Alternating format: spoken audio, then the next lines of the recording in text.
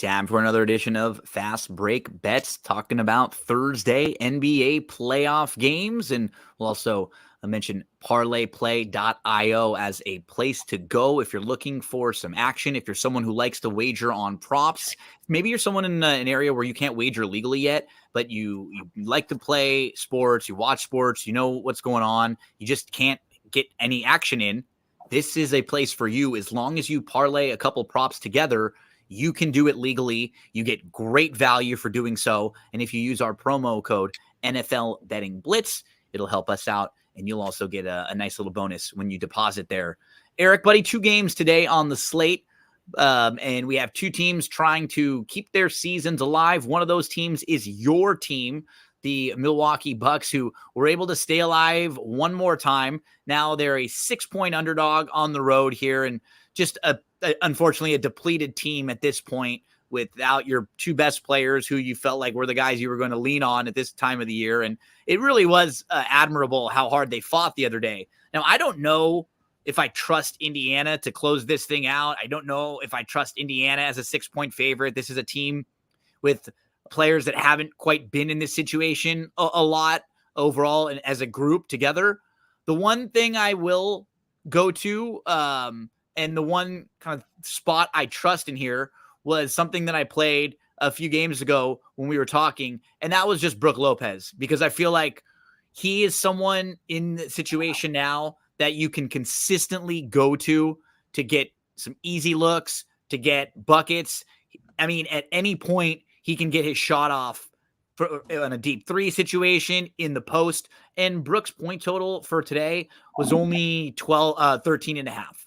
So, I was able to get him to 20 last time. You can play that any way you want. It's minus 112 at 13 and a half. So just to get to 15, you're already getting plus money. That's plus 115. If you want to bump him to 20, that's plus 400. But I think even just over 13 and a half, 15 points, feel really solid about him. He's had a nice series. The first game when he was playing without both of the stars, he had 27 points. And then last game, he had 12. But it wasn't him that they needed early. It was more of like the Beverly game early on that was kind of helping carry the load. And it was also Portis there. So I think will be a game where they kind of have to lean back on him. How do you see this thing playing out for your squad tonight? Well, first, I got this early in the morning. I played the 8.5 for the Bucks, and then I also played them on the money line at plus 280. But per Woj, he tweeted out that they could play tonight, that Giannis and Dame could suit it up and give it a go. Both are working to try and make a return versus Indiana for game 6 tonight, but unclear. What do you think would happen to that line? Because you and I are recording a couple hours earlier today. What do you think? It's down at 6 right now. If both those guys play, it's going to be pick 'em. Yeah. Or like right. A small favorite. Yeah. I got the 8.5. This is my thought process for this. If they don't play, one of the angles I love is a team that plays at a slow pace. People are talking about how better the Indiana defense has been this series. But when you look at it, what has the Bucks done? You got to give Rivers credit. He's playing at a slower pace. They're working it deeper into the shot clock. They're not going as early.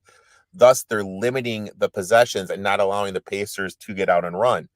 I like a team that plays at a slow pace, which the Bucks have been doing now without their two superstars in Dame and Giannis, that can shoot threes, getting a big number. Bucks, 37.2% of the season, 8th best in the league. Pacers struggle at rebounding. We have seen since Dame has gone out, Lopez playing more in the post, as you mentioned. This is going to lead to more second chance points. And then if Giannis plays, even more second chance points because he is such a great rebounder. Pacers, I think one of my biggest takeaways was the Pacers' just lack of focus in game 5. They may have squandered a big opportunity if those guys play, or if one of those guys play, or if somehow Milwaukee, whoever plays, whatever, if somehow Milwaukee is able to win this series, the Pacers are going to really feel like they squandered an opportunity here. Also, it's looking the Knicks and 76ers could go 7. And they're beating each other up right now. And Halliburton needs to be healthy. You had a chance to finish off their series and rest him, and you didn't do it. I really didn't like what I saw from the Pacers. I really don't trust their defense to play the full 24. Bucks are controlling the pace, forcing the Pacers to play in the half-court set. And when you look at their Pacers splits, the Bucks are letting him shoot threes just because how good the Pacers have been and in the mid-range game. The Pacers offense, they're shooting over their means right now. So they're going to get back to their baseline for the season, if that makes sense. And the Bucks are just like, dude, we're fine with you shooting threes.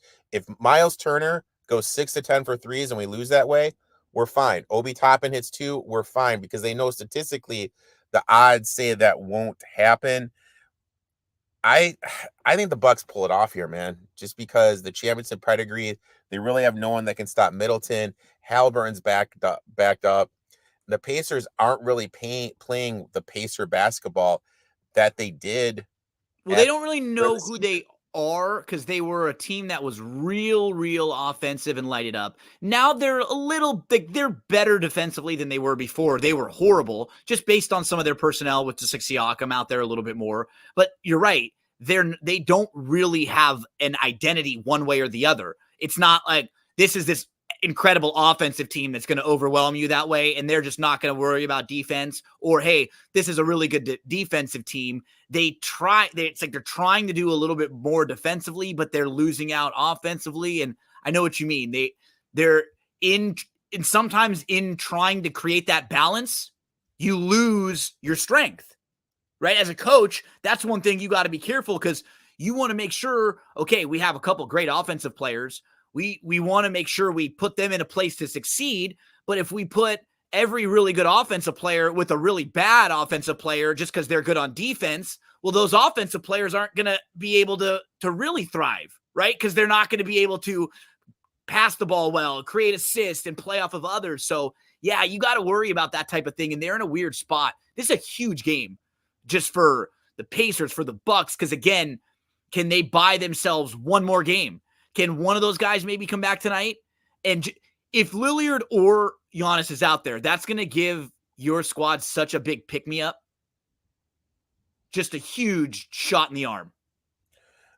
Them coming back would be a huge shot in the arm. I really don't know what percentages they're going to be, how much they're going to play, but it just forces the Pacers to do something else. And the one thing is, I really think that when Middleton is healthy, which, let's face it, he's not even healthy right now. He rolled his ankle pretty bad. He's still out there gutting out. Middleton has shown he can kind of bandage be the guy against the Pacers with how bad their defense is. Those guys playing would be a huge shot in the arm.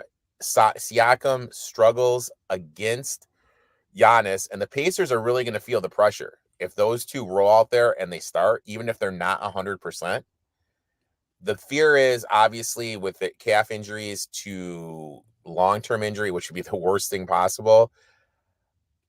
Either way, I like the Bucks here. I don't trust the Pacers rebounding. I don't trust their half-court sets, and I expect the Bucks to control the pace. Good luck, Bucks, tonight, trying to stay alive. So are the Knicks. So are the 76ers. They're at home, though. They're a 3-point favorite.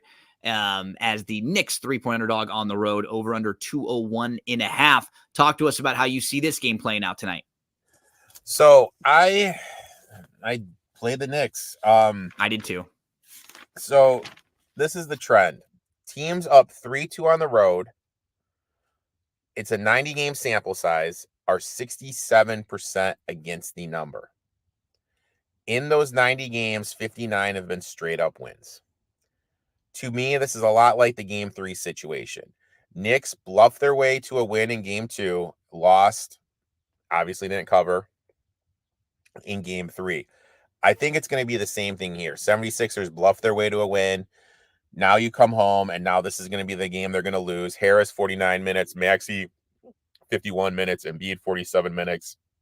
Now you have a one-day rest, and you're running it back in a physical game. I think that's just too much pounding, especially for Embiid. Embiid, he looks awful out there. I mean, And what we saw with he just looks physically beat down. Also, the Knicks, 37% three-point shooters, shot 27% from the game. They're due for some positive shooting regression. I just think it was a magical Maxey night, and he's kind of elevating himself to superstar level with the performances we're seeing.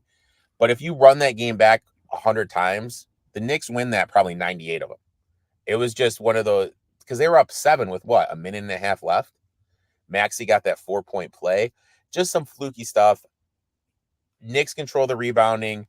Knicks have better three-point shooting. And the 76ers, with Embiid being hurt, are just really limited with how they can score.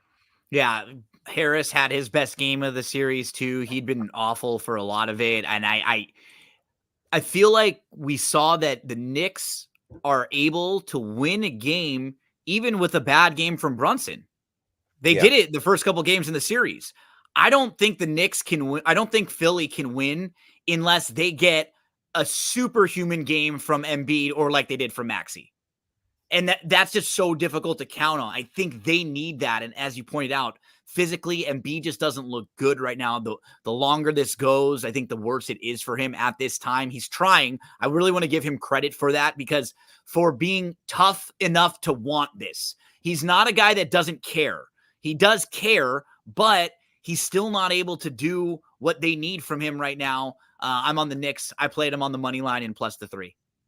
Yep, I got the 3.5, and I got plus 133. I also did Dante DiVincenzo over 2.5 threes at plus 105 for the series. 9 points, 3.2 rebounds, 1.8 assists, 30% from 3. Regular season 15.5 and 40% from 3. He is due for some positive shooting regression, averaging 6 threes a game.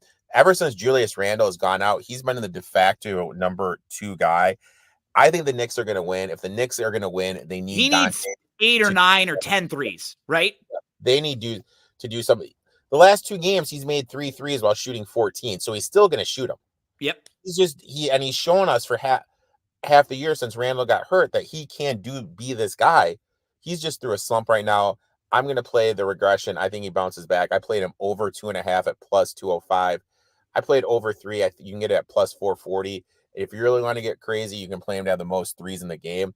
I think that's at plus 650. Yeah, he was averaging for like a real long stretch of the season, like 4 made threes a game, because he was just shooting so much at a high clip and at a high percentage. So you and I think the Knicks get the job done tonight, and hopefully your Bucks can extend it one more time. That would be on Saturday, I believe, Game 7, right? And then that would be also the start of the Boston, or the start of the Wolves versus the Nuggets series there. So we'll figure out tomorrow when the other series may finish up, may get started. But for now, 2 teams trying to stay alive tonight.